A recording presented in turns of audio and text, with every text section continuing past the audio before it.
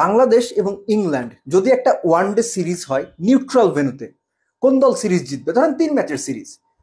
ভাই, ইংল্যান্ডের অবস্থা এতখানি খারাপ, এটা অবিশ্বাস্য, কল্পনা করা যায় না। তাদেরকে অল টাইম বান খাওয়াতে হবে, এছাড়া আর কোনো সত্যিকার অর্থ উপায় দেখছি না আমি।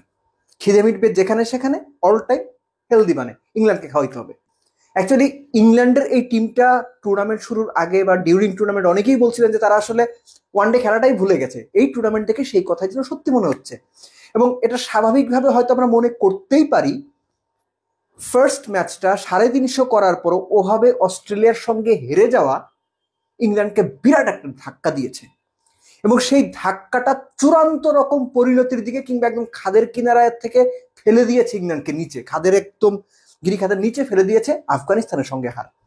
এই দুটো হারের ধাক্কার অবধারিত ফল ছিল সাউথ আফ্রিকার বিপক্ষে একদম ভেঙে চুরে চুরমার হয়ে যাওয়া ইংল্যান্ডের মতো টিম 38 ওভার 2 বলে 179 রানে অল আউট হয়ে যাবে। এটা মেনে নেওয়াটা একটু কঠিন, বাট এটাই এখন রিয়েলিটি। এই জন্যই বলছিলাম যে ইংল্যান্ড বাংলাদেশ যদি কোনো কারণে একটা 3 ম্যাচের ওয়ানডে সিরিজ নিউট্রাল ভেন্যুতে হয়, কোন দল সিরিজ জিতবে? দুই দলে এখন ওয়ানডে পারফরমেন্স ইকুয়ালি খারাপ, একই রকম বাজে দুই দল।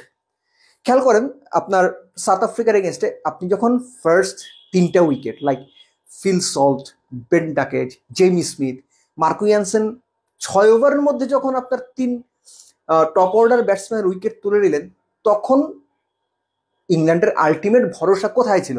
যে ভাই জরুট একটা কিছু করে দেবে, হ্যারি ব্রুকস অবশ্যই একটা দারুণ ইনিংস খেলবে, জর্জ বাটলার ক্যাপ্টেন্সি ছেড়ে দিয়েছে, একটা ইনিংসও খেলা নাই, একটা কিছু তো করবে।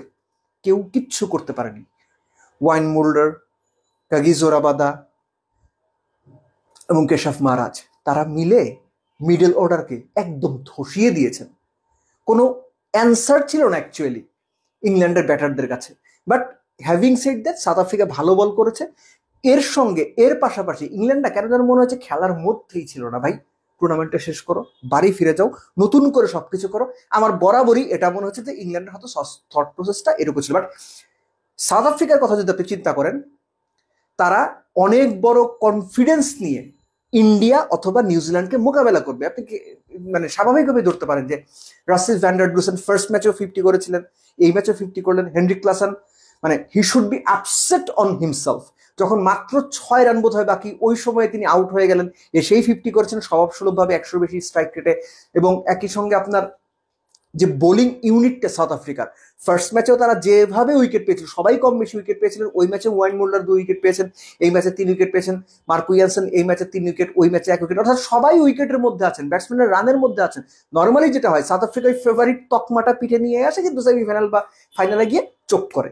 এবার কি হবে আমরা জানি না, কিন্তু সাউথ আফ্রিকা ওই কনফিডেন্সটা নিয়ে সেমিফাইনালে গেছে, এবং সেমিফাইনাল যে দলই সাউথ আফ্রিকার মুখোমুখি হোক, South Africa will be a very hard team to beat. এবং স্পেশালি তারা যে কনফিডেন্স নিয়ে পরবর্তী পর্বে বা সেমিফাইনালে যাবে, সেটা অন্য টিমের জন্য, সেটা ভারত, নিউজিল্যান্ড, যে টিমই হোক, অনেক কঠিন হবে বলে এই মুহূর্তে মনে হচ্ছে।